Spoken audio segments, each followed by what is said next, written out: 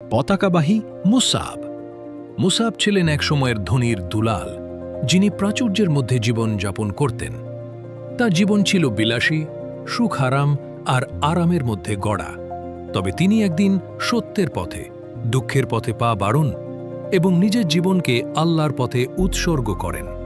ধনসম্পদ, স্বজনদের সমর্থন কিছুই আর তার কাছে ছিল না। একমাত্র যা ছিল তা ছিল আল্লাহর প্রেম এবং সত্যের বাণী। প্রথম দিকে তার উপর চরম নির্যাতন চালানো হয়, বন্দী করে রাখা হয়, শারীরিক এবং মানসিকভাবে অমানসিক অত্যাচারের শিকার হন তিনি। কিন্তু তার মনোবল ভেঙে যায় না। শৃঙ্খল ভেঙে তিনি একদিন মদিনার পথে রওনা দেন। প্রথমে সুদূর আবিসিনিয়ায় চলে যান, সেখানে অন্যান্য মুসলিম মুহাজিরদের সাথে কিছুদিন কাটান। বহুদিন পর অবশেষে তিনি ফিরে আসেন মদিনায়। তার জন্য অপেক্ষা করছিল কঠিন দারিদ্র্য কষ্ট, তবে তার মনোবল ছিল অপরিসীম। মদিনায় ফিরে এসে মুসাব রাদিয়াল্লাহু আনহু কখনো ভালো কাপড় পরতে পারেননি। একমাত্র ছেঁড়া পোশাকে তার দেহবৃত ছিল।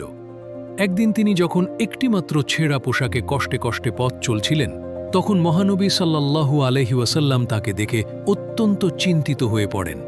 নবী সাল্লাল্লাহু আলাইহি ওয়াসাল্লামের মনে পড়ে গেল মুসাব রাদিয়াল্লাহু আনহুয়ের ঐশ্বর্যপূর্ণ বিলাসী জীবনের কথা।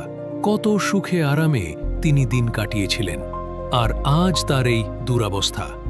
মহানবী সাল্লাল্লাহু আলাইহি ওয়াসাল্লাম চোখে অশ্রু ফেললেন।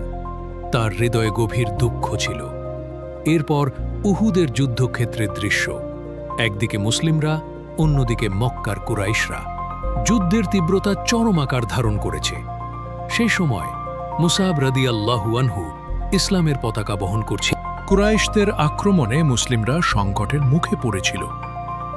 এই সময়ে মুসআব দৃঢ়তার সাথে ইসলামের পতাকা ধরে দাঁড়িয়েছিলেন। প্রথমে তার এক হাত কেটে পড়ল, কিন্তু তিনি পতাকা ছাড়েননি। বাম হাতে পতাকা ধরে রাখলেন। এরপর বাম হাতও কেটে যায়, তবুও তিনি জীবনের শেষ পর্যন্ত পতাকা ধরে রেখেছিলেন। তার চোখে ছিল এক অদম্য মনোবল। পতাকা কখনো নিচে নামবে না যতক্ষণ না তার প্রাণবায়ু শেষ হয়ে যায়। অবশেষে একটি তীর এসে মুসআব রাদিয়াল্লাহু আনহু এর বুক চিরে দিয়ে তার জীবন শেষ করে দিল।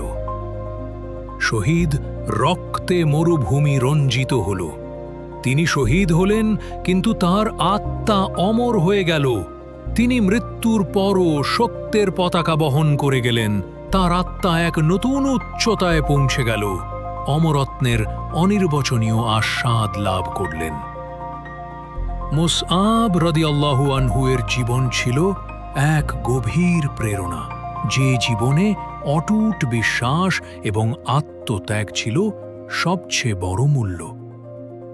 তার আত্মত্যাগ সত্যের জন্য, ইসলামের জন্য ছিল এক মহান দৃষ্টান্ত, এবং তার শহীদ হওয়া ইসলামের পতাকাকে সর্বোচ্চ মর্যাদায় স্থাপন করেছিল।